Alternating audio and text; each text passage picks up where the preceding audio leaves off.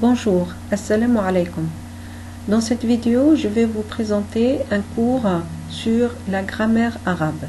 C'est un cours qui s'adresse au fait aux personnes qui maîtrisent un peu la langue arabe, qui ne sont pas des débutants et qui ont quelques notions de langage en arabe.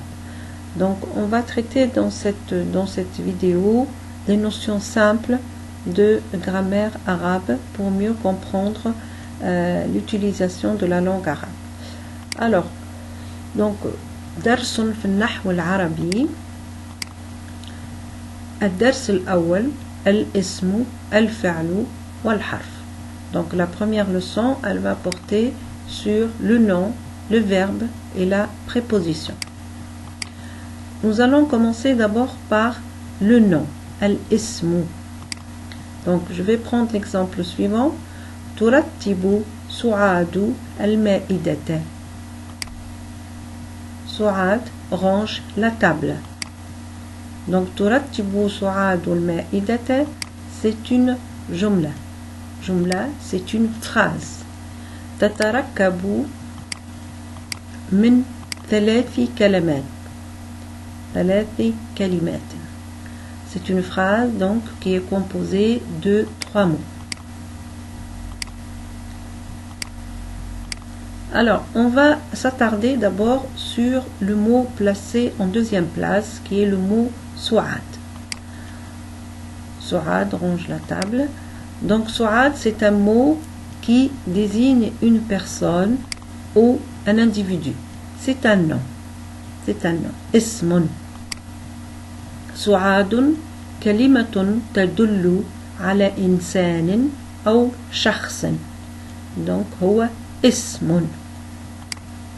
Maintenant on va voir le mot qui est placé en troisième position. ترتب سعاد المائدة. سعاد range la table. Donc la table المائدة tout, c'est un nom d'objet. C'est un nom qu'on peut qualifier de défini. Pourquoi? Grâce à la présence du alif lam au début du mot. C'est ce qu'on appelle lam ta'rif. Donc l'utilisation de l'alif ou lam rend le nom défini. Donc on peut dire que al-ma'idatu ismun ismu shay'in aw jamad. On va prendre un autre exemple. أكل الولد سمكا. Le garçon a mangé du poisson. Donc dans cette phrase, on va voir le mot placé en troisième position, c'est-à-dire le mot samakan. Donc samakan, alors attention à la prononciation du mot, samakan, poisson. D'abord le nom désigne des animaux, mais ici c'est un nom indéfini, car ayant le tanwin à la fin du mot. Alors tanwin, c'est la double voyelle. La double voyelle que vous pouvez voir ici, donc s'appelle at-tanwin. Et l'utilisation du tanwin rend le nom indéfini. En fait, c'est l'équivalent du 1 en français. Donc c'est pour ça dans la traduction, on avait le pluriel de 1, c'est des. Donc ici, il y avait du. Le garçon a mangé du poisson. Donc ça indique qu'il s'agit d'un nom indéfini. Et tanwin, donc on peut l'avoir soit avec al-fatha comme ici, donc la double voyelle, ou dhamma qui est différente, ou bien al-kasra, donc on dit samakin. Donc samakin, samakan ou samakun. Donc ça dépend de l'emplacement ou de la position du mot dans la phrase. Donc ici, il a le rôle de maf'oulun bihi, complément. Donc le complément yakunu maftouh. Voilà, donc on peut résumer ainsi. Le nom, c'est le nom, il peut désigner au fait plusieurs choses. Al-ismu yadullu ala insanin, une personne. Ala jamadin, un objet. Ta'amun. على حيوان un animal سمكة. Et le nom, il peut être marfou'un quand sa terminaison est la dhamma. C'est le cas du sujet. Par exemple, quand il s'agit d'une phrase, d'un mot qui est placé soit en première position ou en deuxième position, donc là, le sujet, enfin le nom, il est marfoua. D'accord? Donc il peut être, par exemple, en deuxième position, dans ce cas-là, c'est al-fa'al, c'est le sujet, ou bien il peut être en première position, c'est ce qu'on appelle al-mubtada, c'est le sujet. Donc dans ce cas-là, il est marfoua, et donc il porte le dhamma, à sa terminaison. Alors on va prendre un exemple. Ja'a al-mudarrisu. Donc al-mudarrisu, là il porte al-dhamma parce qu'ici il a la position du sujet. Donc il est marfou'. L'enseignant est arrivé. Le nom peut être aussi mansoubun quand sa terminaison est la fatha. Al-fatha, hein, dans ce cas-là, on dit que le mot il est mansoubun. C'est le cas du complément, le maf'oulun bihi. Exemple, sa'altu al-mudarrisa. J'ai questionné l'enseignant.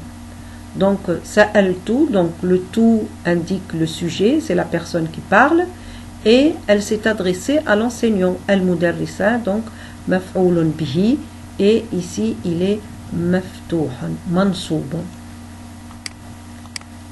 Ou bien le nom il peut être majrour quand sa terminaison est une kasra, al-kasratu. Donc al-kasra lorsqu'il est précédé de prépositions, c'est-à-dire lorsque on utilise huruf al-jar, les propositions devant le nom, et bien le nom devient majrour. Exemple, sallamtu ala al-mudarrisi. Donc al-mudarrisi, donc là il devient majrour. Pourquoi? Parce qu'il existe des huruf al-jar, des prépositions devant le nom qui vont le rendre majrour. Alors, j'ai salué l'enseignant.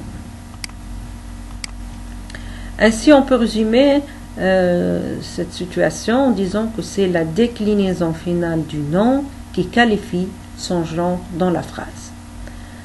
Donc, on va passer maintenant au verbe, le verbe al-fa'lu, et on va prendre quelques exemples. Al-muallimu yaqra'u ad-darsa. Le maître lit la leçon. Deuxième exemple, al-muhandisu yusawwiru ar-rasma. L'ingénieur dessine un plan. Troisième exemple, Su'adu turattibu al-ma'idata. Su'ad range la table. Madha yaf'alu al-muallimu yaqra'u. Que fait le maître? Il lit. Madha yaf'alu al-muhandisu yusawwiru. Que fait l'ingénieur? Il dessine. Madha taf'alu Su'adu turattibu. Que fait Su'ad? Elle range. Alors tous ces mots, yaqra'u, turattibu, yusawwiru, indiquent des actions et des mouvements. Ce sont donc des verbes. Af'alun. Les verbes en arabe, il faut savoir que ce point est très important, les verbes en arabe ont toujours une racine. Ils sont constitués de 3 lettres appelées radicales.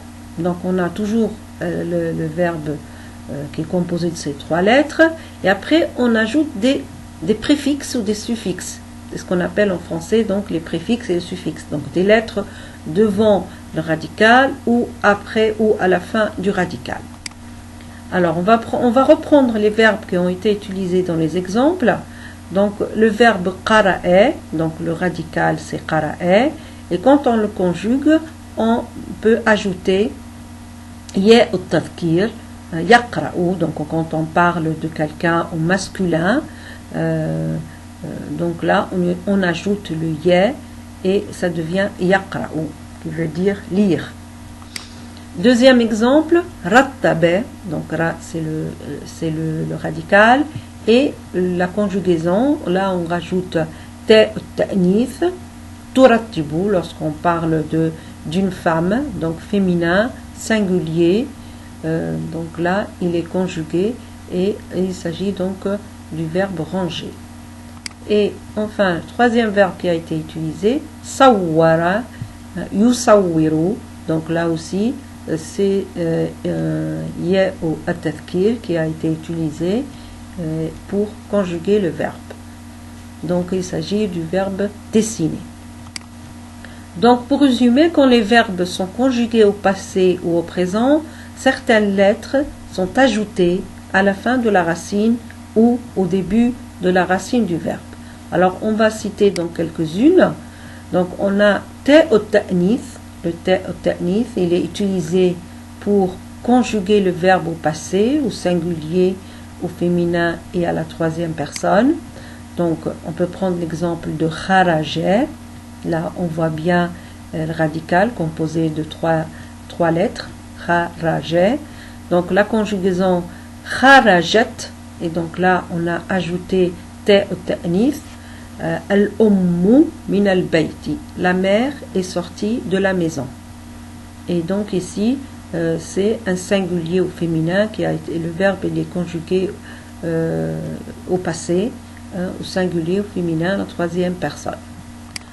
Un autre terme qu'on peut ajouter, c'est le noun du féminin, noun niswa. Il est utilisé pour conjuguer le verbe également au passé, au féminin, pluriel, à la troisième personne. Donc par exemple, on va prendre le mot dhahaba, aller, anisa'u dhahabna ila souqi. Donc les femmes sont allées au marché. Et donc là aussi, on a ajouté noun le féminin, noun le niswa, pour donc conjuguer ce verbe au féminin pluriel et à la troisième personne. Alors on peut utiliser également waw al-jama'a. Donc il est principalement utilisé pour conjuguer les verbes au passé, également pluriel, mais cette fois masculin à la troisième personne. Donc on va prendre l'exemple de raja'a, ça veut dire rentrer. Raja'a, al-awladu raja'u min al-mal'abi. Donc waw al-jama'a, on utilise donc le waw quand il s'agit de pluriel masculin à la troisième personne. Et bien sûr ici c'est conjugué au passé encore. Donc voilà pour les verbes. On va passer maintenant aux prépositions. Al-harfu. On va prendre quelques exemples. Dhahaba salihun ila al-madrasati. Salah est parti à l'école. Deuxième exemple. Kataba Muhammadun bi qalamihi.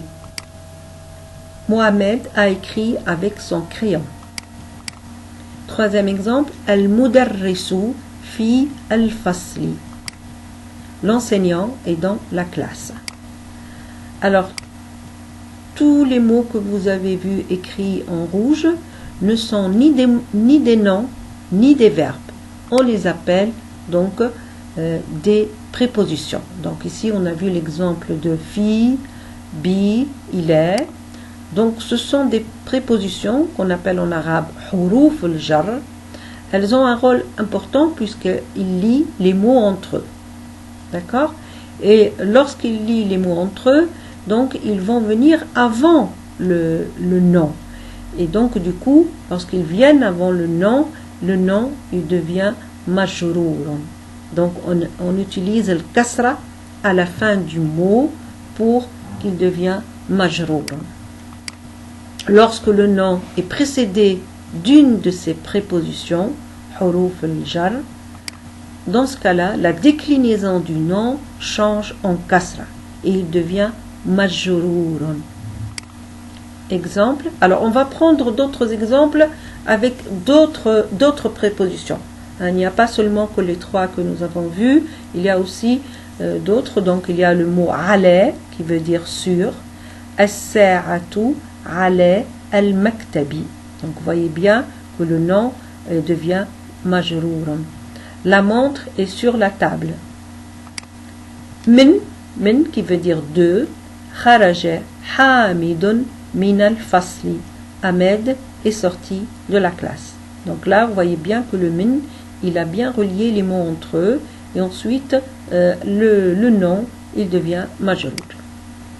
Li, pour, qui veut dire pour, à, ça indique la possession. هذا الكتاب li Ali. Et Ali, donc, devient nom majrour. Ce livre est pour Ali.